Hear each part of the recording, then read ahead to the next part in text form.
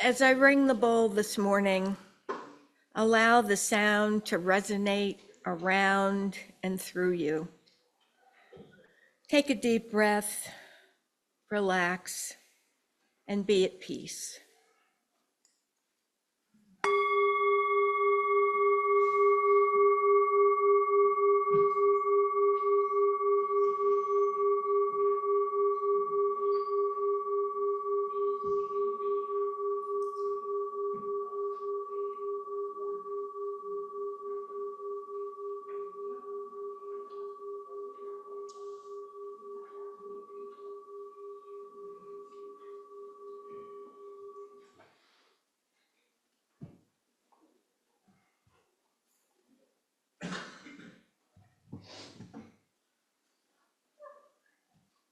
Reflecting on the theme of language, I've chosen some songs that are originally written in different languages, all around the same theme of love.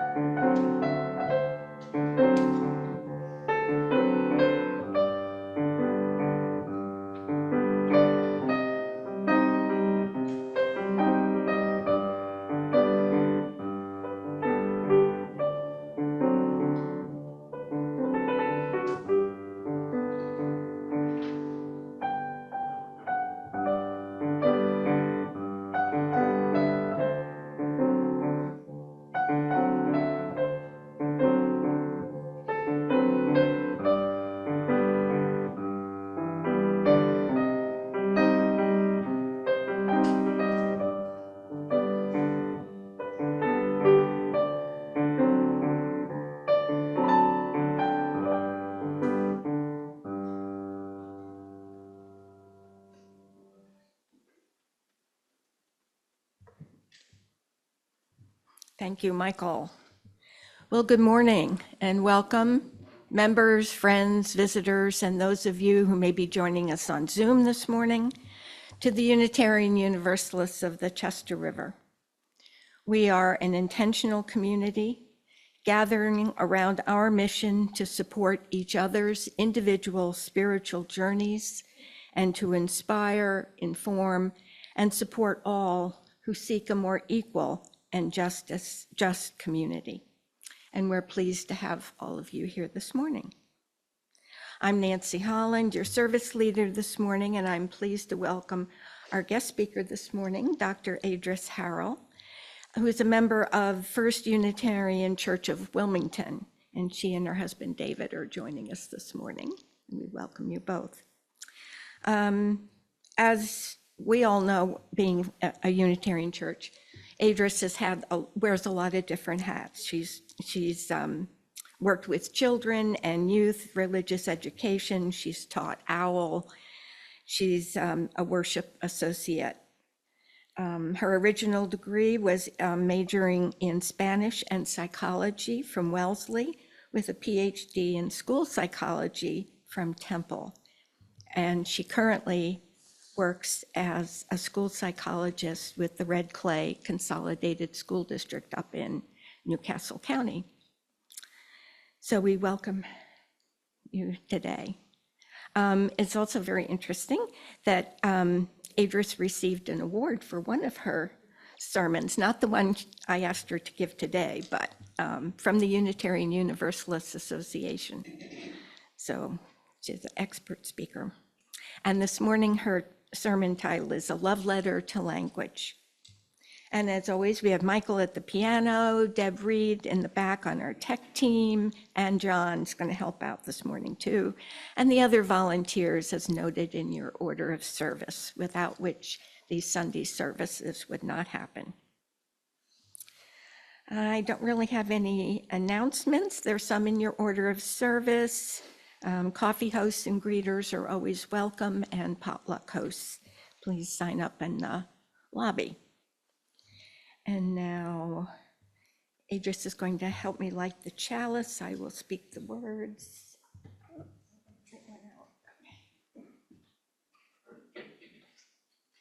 We have this nifty little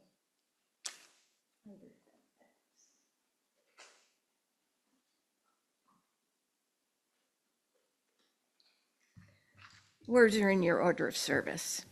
We light this chalice as a symbol of the light within all creation. We light this chalice for truth.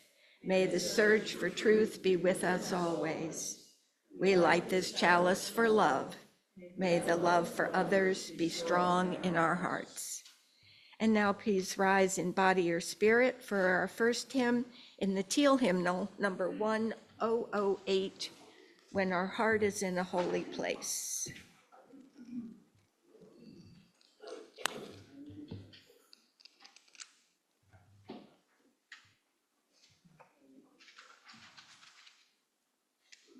Should I do an intro or?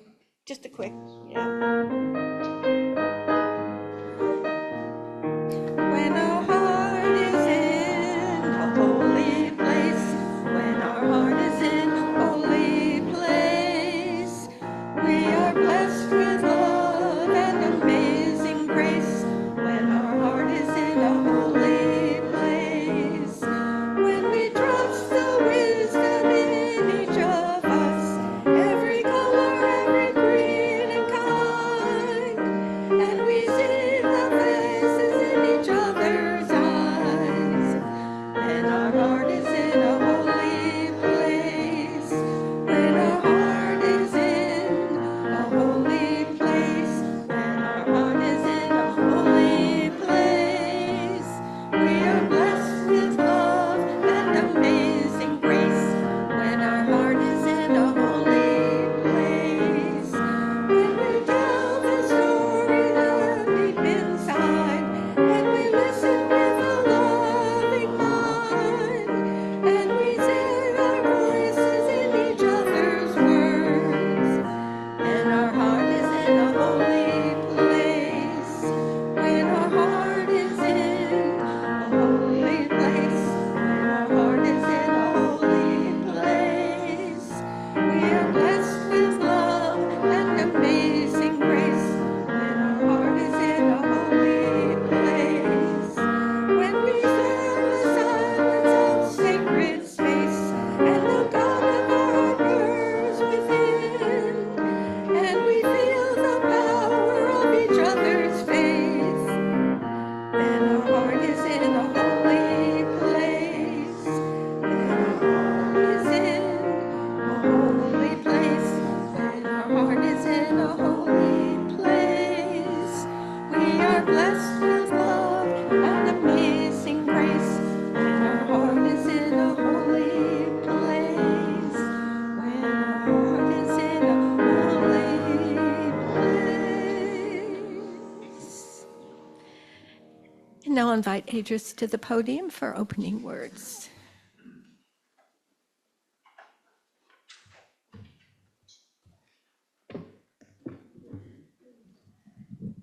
Good morning. How many of you have ever tried to learn a second language? A lot. Learning a second language is challenging, but it also provides cognitive, cultural, and personal benefits. Working with bilingual children, as well as those with language delays, I've come to realize the richness and importance of language. Language is an amazing and complex tool, and I wanted to celebrate that today. I will start with the poem Dictionary of Sounds by Dejan Stojanovic. Born from the natural attraction of vowels and consonants alliterating or merging into a fugue, of sounds flowing from the fountain of language, meanings embodied in blasts of thunder, chirping, blowing. Sounds become meanings in, for, and of themselves. A huge dictionary of sounds craving to be recognized and translated either into language or into understanding.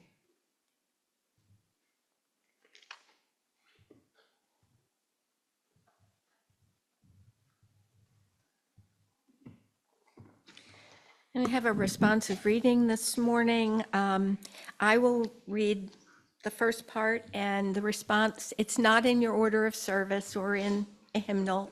Your response is, we speak the language of love. Try that. We speak the language of love. Okay, and I will cue you in. This is entitled, We Speak the Language of Love by Erica Hewitt. We arrive from many different experiences and backgrounds. Some of us have trouble speaking. Others are so young that they're still learning to speak.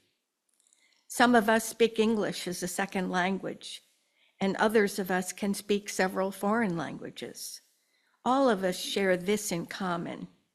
We speak the language of love. In the moments before worship begins, and again when we return to the service of life, we greet one another with kind words. We chat about the days behind us and the days to come, and we speak the language of love. We lift our voices, not to sing perfectly or in tune, although that's nice, but to hear and feel our voices form a life-giving sound. And we speak the language of love. We form a web of compassion, listening when individuals among us, embodying vulnerability, name the fears that grip their hearts, the joys that buoy their spirits, and we speak the language of love. At times, our voices clash, we disagree. Tension enters our voices as we make room for different beliefs, different opinions, different perspectives. Through it all, our intent is that we speak the language of love. In this congregation, we welcome a multiplicity of truths and invite them to be named out loud. We prophesy, summoning the age when justice and peace will be evident all around us, and we speak the language of love. Let us worship together, making room for one another as whole beings, tender hearts, hungry spirits, and curious minds. With our actions and with our words, let us speak the language of love. Thank you. This is the time that we take a collection for the benefit of this congregation, for the church, for the mission and the work that we do both internally here in the church and in the community. For we are now the keepers of the flame.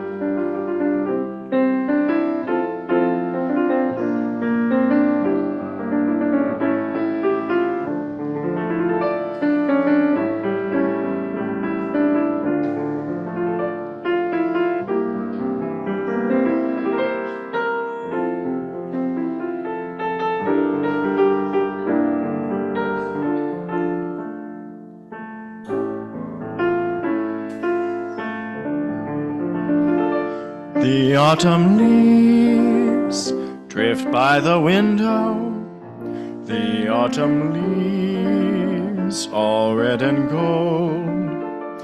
I see your lips, those summer kisses, those sunburned hands I used to hold. Since you went away, The days grow long.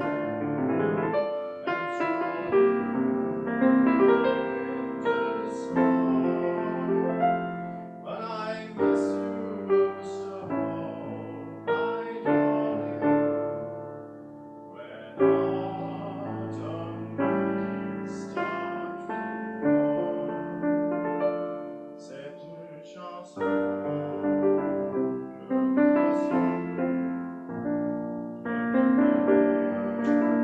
Toi qui t'aimais, nous vivions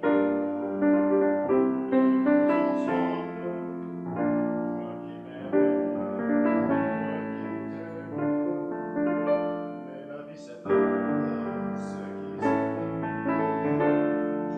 Toujours sans faire de bruit.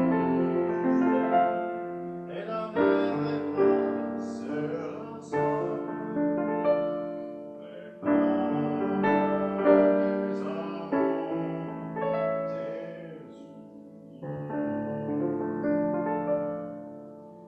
mais la vie c'est pas ce qui s'est fait. Toujours sans faire de bruit. Et la mer efface la sable. Mais pas des amants,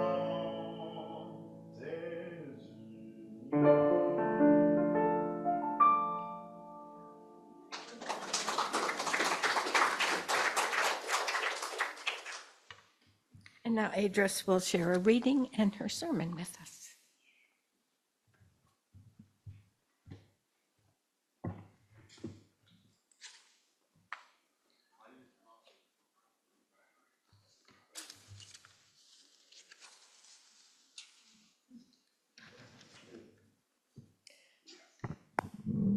I'm reading an excerpt from the book Talk, The Science of Conversation and the Art of Being Ourselves by Dr. Allison Wood Brooks.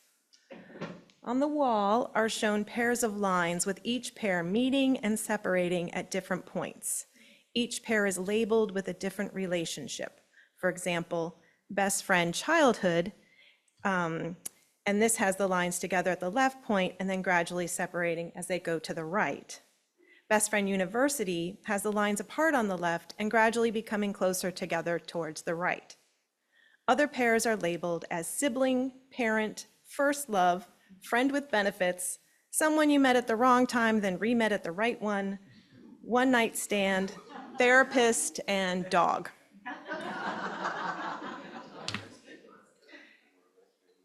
Dr. Brooks said this about these lines.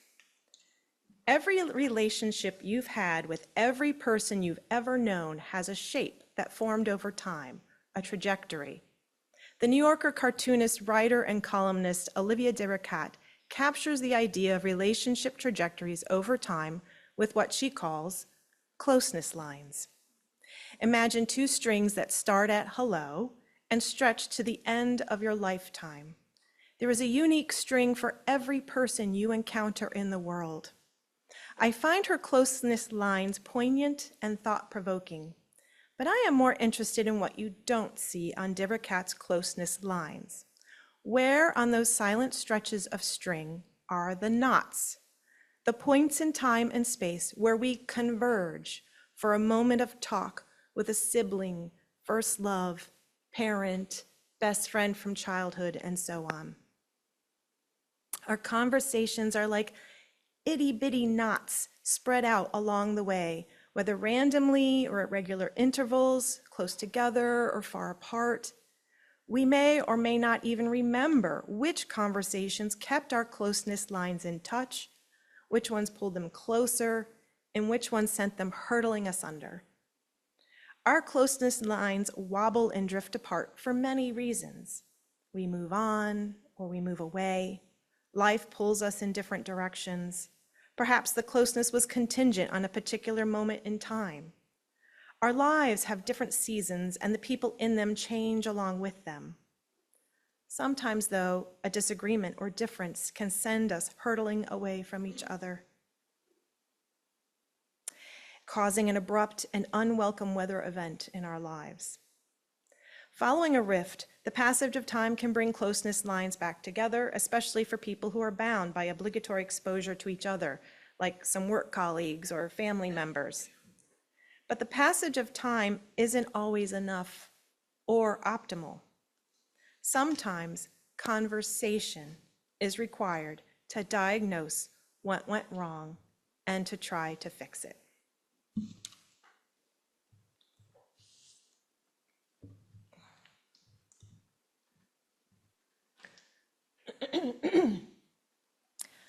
A few months ago, I went to the home of a 4-month-old boy who is profoundly deaf.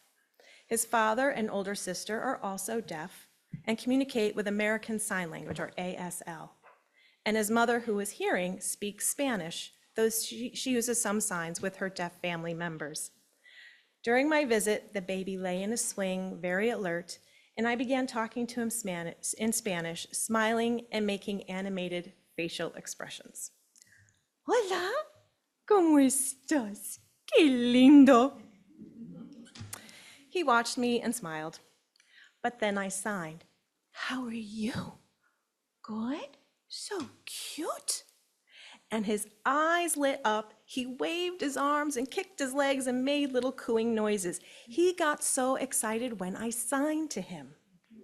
I was struck by the fact that this little baby already recognized his language. He understood that my hand movements, as opposed to my lip movements, were more meaningful to him. It seems so obvious that yes, language is important to communicate with others.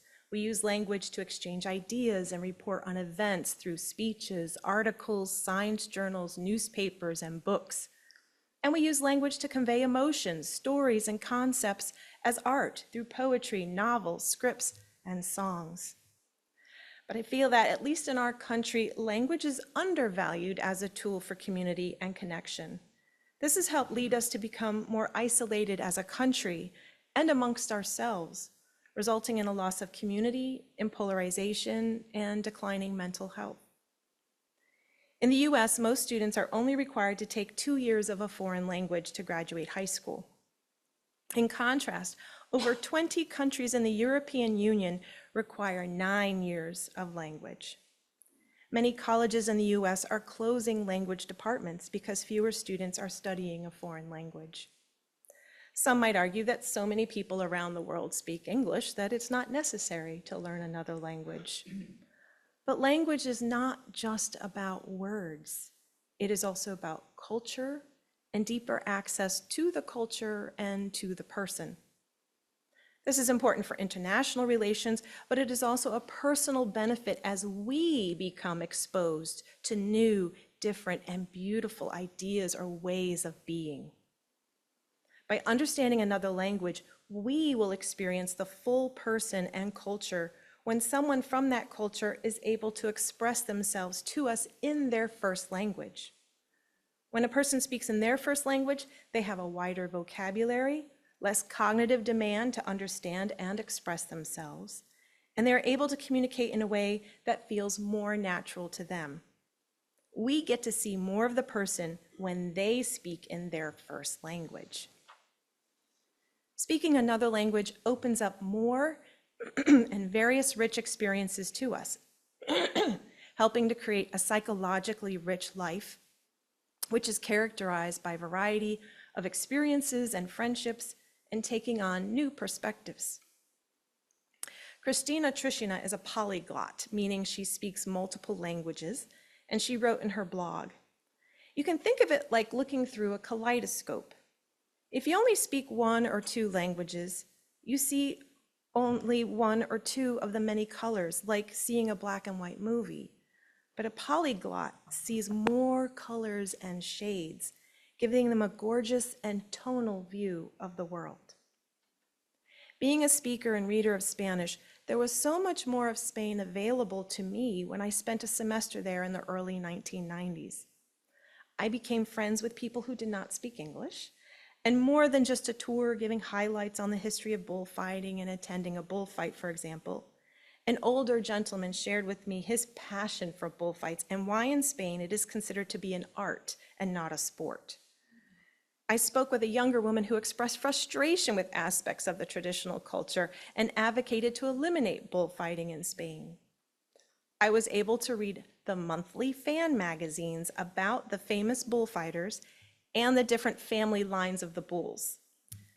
I learned the difference between matador, torero, and picador, what makes for a great bullfighter, and when do the best bullfighters usually perform. This is by no means a support for the deathly spectacle, but it is a richer understanding of its place and the emotion around it in Spanish culture. Understanding the structure of a language, its rules and idiosyncrasies, is another factor towards understanding a culture. An English speaker might say, "I missed the bus." But many Spanish speakers will say, "Se me fue el autobús," which means I was passed by the bus. This one I learned while working in public schools. Individualistic cultures tend to use an active voice that focuses on the agent of an action, or who or what caused the action.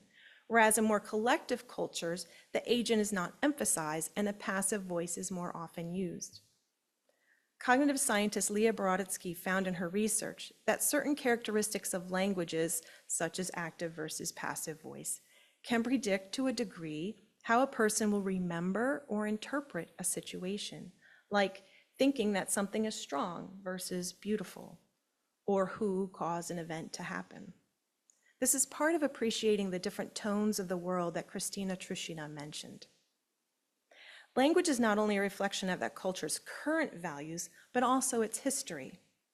There are many words that become tiny capsules buried within the vernacular. The Puerto Rican dialect, for an example, is a representation of the history of the island, which includes a successful indigenous Taíno people, Spanish and then American colonization, the enslavement of Africans, oppression, and a struggle for self-determination. Puerto Ricans call themselves Boricuas, which is from the Taíno name of the island Boriquen. The word chévere, which means cool, comes from the Efik language of enslaved Nigerians. And to park a car, Puerto Ricans say parquear, due to the American English influence. Like with any language, you can literally hear their history as they speak. Language itself is an artifact of the culture. Its use is an act of survival. Its lack of use results in a loss of identity. It's why the US government sent indigenous children to residential schools and forbade them from speaking their native languages, and why indigenous communities are trying to revive their languages to better understand and identify with their identity as an indigenous person. As quoted by the author H.S. Crow, words have oppressed and liberated countless. It is a weapon that can be used to inspire and save lives, or discourage and forsake them. Throughout history, different government regimes laid the groundwork for violence against specific groups of people by using language to demonize and dehumanize them. More recently, our president has referred to Latin American immigrants as rapists and gang members who are invading our country.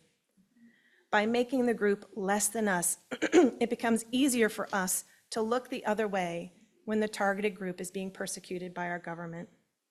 It is therefore an act of liberation and equity to support the creation of new vocabulary by marginalized groups, the continued use of an immigrant's language, or the renewal of the oppressed's language. We do not serve language, it serves us. Each generation creates new words or new meanings for existing words to express new concepts or technology, to reclaim dignity, or to better express a marginalized group's existence or experience. Elle Michelle Duran is a trans woman, social media content provider, and author of the ebook, The Heart of Allyship. In a video, she responded to criticisms that there were too many new gender and sexuality terms. She said, "I'm a trans feminine, non-binary person. A lot of people's coffee orders are more complicated than my identity. Studies show that the words we use shape the way we see the world. These are tools to help us to point to different facets of our experience in this body, and putting words to an experience helps us embrace it and share it with those we love. So I hope that more and more terms are coming, because guess what? People are complicated. And we deserve to have a vast arsenal of language that we can use to make sense of all the chaos. Language drives connection, connection with our deepest truths and the hearts of those around us. How many of us have had long conversations with a friend or loved interest that you didn't want to end because you felt so aligned with and interested in them? It's a thrill to find someone to open up to and to learn their inner world. A character in the book Tell Me Everything by Elizabeth Strout said, "There is nothing sexier than talking." And I agree. In a genuine conversation, when we feel heard and understood, and when we receive the vulnerability of the other person sharing their past experiences and future hopes, it's easy to feel a deep connection with one another. Of course, language can also be used to cloak ourselves, to appear as if we are someone different. It can be used for many negative purposes, such as manipulation, lying, name-calling, or gaslighting, which is making another person question their own thoughts or memories. The adage, "actions speak louder than words," can be true in many cases, but we often misinterpret actions because we assume a different emotion and intent were the impetus for the action. For example, a colleague might suddenly stop getting together with their coworkers after work, and their coworkers assume the colleague is no longer interested in their friendship. But if they asked, they might learn that their colleague is managing a chronic illness and often feels fatigued after work. We need to be more curious about people and willing to be vulnerable with our truths. Our overall health benefits from talking to people. People with close friendships are more likely to have better mental health and physical health. Telling someone about our problems can be like a pressure valve, and it helps decrease our stress levels. Sharing our joys reinforces the positive emotion and expands it. And just knowing that someone is interested in what we have to say is validation of who we are. Our own self-talk can impact our emotional health. Cognitive behavioral therapy, or CBT, teaches people to recognize when they are telling themselves that something bad will happen or that they will fail in a situation, and then it teaches them to replace that message with one of positivity. That's a very simplistic explanation. Many school counselor and psychologist offices have posters of different facial expressions with labeled emotions. Children often only identify feelings as happy, sad, or mad, and then respond with the behavior scripts they have learned for those three emotions. Therapists teach the children to broaden their feelings vocabulary and their scripts in order to recognize how to appropriately react to different situations. The language we use inside our own heads is important for interpreting situations and processing different emotions. The younger generations have seen an increase in mental health issues, and most people blame this on an increase in the use of electronics and social media. But it's not just that. It's also a decrease in social interactions and opportunities to navigate the world and challenges. Yes, because they spend more time online, but there has also been a decrease across generations in volunteering, joining organizations, and participating in events. There are no longer sufficient opportunities to learn or practice how to negotiate rules in a pickup game, how to say things that won't make a person mad, or learning to not say things that are rude, learning how to break tension with a joke, and how to apologize in a sincere way. And how do we do all those things? Through language, facial expressions, gestures, tones of voice, and timing. Only through conversation can we construct and maintain a shared reality with others, wrote Dr. Brooks in her book, Talk. Dr. Brooks is a behavioral scientist who studied and wrote about how we can improve our conversations, not just the difficult ones, but the easier ones too, in order to express ourselves and feel connected with others. I was drawn to the book because I do not feel competent in conversing with people I don't know and in dealing with conflict. She argues that many conversations stay at superficial levels. But if we allow for the right questions or divulge the appropriate information, we can achieve a depth that allows our personalities to shine. And if we handle challenging conversations appropriately, we can prevent a break in the relationship. Like all good researchers, Dr. Brooks developed an acronym to remember the 4 things needed for an effective conversation. The acronym, not surprisingly, is TALK. Topics, asking, levity, and kindness. Topics, of course, are the themes that we talk about. It's helpful to know which topics will work well in certain situations and which topics will not. Asking questions helps to delve deeper into the topics or to change them. Levity helps to keep the conversation interesting and engaging. And kindness refers to maintaining respect and actively listening. While many of us are drawn to political spats online, we have forgotten how to have challenging conversations with other people. When someone wrongs or disagrees with us, we resort to cutting them out of our lives, retaliating, or complaining to the authorities, especially if we can do it with an anonymous phone call or an email. Studies have shown that people are becoming less comfortable having conversations with others, and even more so if the topic threatens their self-image. We are also conversing less with people different than ourselves. Challenging conversations are more neurologically challenging. They take up more energy in our brain, but we are losing our conflict resolution muscles.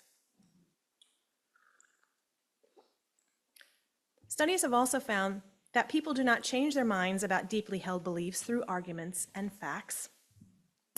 Even under the best circumstances, people will not change their minds within one argument, but they may be able to shift some of their perspectives gradually when they feel safe and heard during the conversation.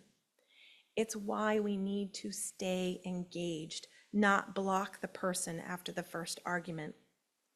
The goal of a challenging conversation should not be to win, but to establish in yourself a receptiveness mindset, which is the ability to listen to and accept the other person's point of view and likely learn something too.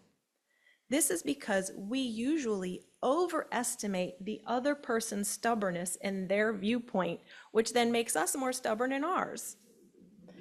But the more receptive we are in conversation, the more receptive the other person will become. It is important to learn about the person's perspective on the issue, not assume it. The recipe for receptiveness includes acknowledgement or repeating what the person has said and affirming some of their points. We should note what points we agree with and not be so resolute in our claims. While reciting facts in conversation can make it feel argumentative, personal stories are more effective because it helps the speaking partners feel connected. As Sammy Sage and Emily Amick say in their book, Democracy in Retrograde, quote, "Seek to understand, not to win." Instead of disconnecting ourselves from people we agree with, creating silos within our community, we need to reestablish dialogue.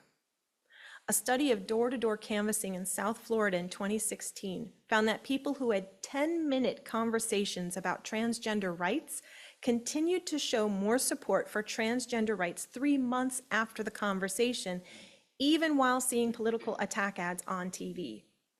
If this works with strangers, imagine the impact if the conversation was with someone they see regularly in their community. Finally, there is one powerful thing that we can only do through language, and that is apologize. Sure, we can give gifts or perform acts as a token of peace, but only by expressing our understanding of how the other person felt and that we take responsibility for what we did can we truly work towards restoring trust in our relationships. Many of us have likely received a peremptory apology and then we're expected to hug it out. The result is our feelings being pushed aside so that the other person is able to move on. It further weakens the connection between the parties. A genuine apology works to not only repair the damage that had been done, but moves towards strengthening the relationship. But for all the importance of language, there are many who are left without this tool for connection. That can be due to having cognitive or language disabilities, having an illness or injury take away the ability to speak, or being deaf or hard of hearing and deprived of access to sign language or of hearing devices at an early enough age to develop speech pathways in the brain. With technology, we are gaining more access to the thoughts and feelings of people who before were left silent. And yet, the deaf community has a term called dinner table syndrome. It happens a lot at holidays when a deaf person goes home to family who does not know how to sign or does not make accommodations, such as ensuring people speak one at a time.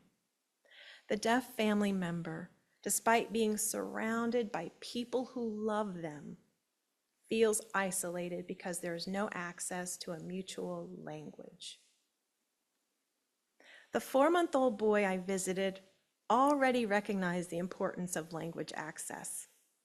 Language is a bridge builder. It helps us build connections with ideas, other people, and other cultures, and repair connections when they have been broken. Open yourself up to new worlds and new perspectives by learning a new language, and it's never too late. The act of learning a language is a great way to improve our cognitive health. As the author William Gibson said, language is to the mind more than light is to the eye, meaning while the light helps the eye perceive the world, language helps the mind to make sense of it. So now please rise in body or spirit as we sing hymn 34, Though I May Speak with Bravest Fire, in the gray hymnal. Should I play through it? No, we know this.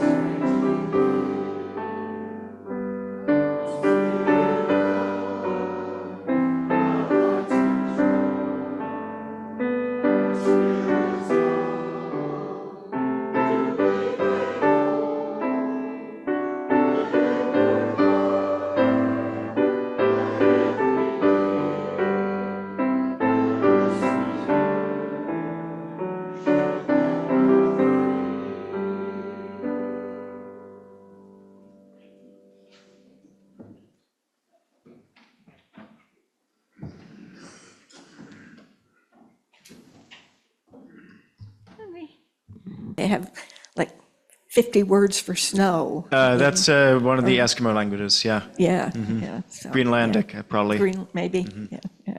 Okay, well, thank you all. Okay, and now we'll have Idris will do some closing words and then.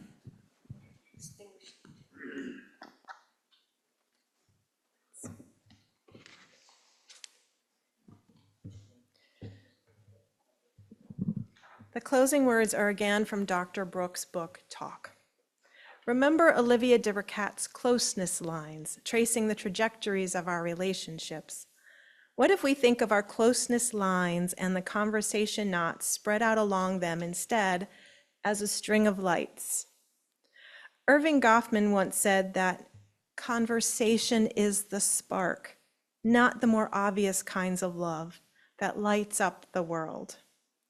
As we gaze at the great web of lights and strings all around us, What if we endeavor to make each bulb burn a little brighter? There will be moments when our conversations threaten to flicker or burn out, but there will also be moments of brilliance. Let's get out there and light up the world, one conversation at a time.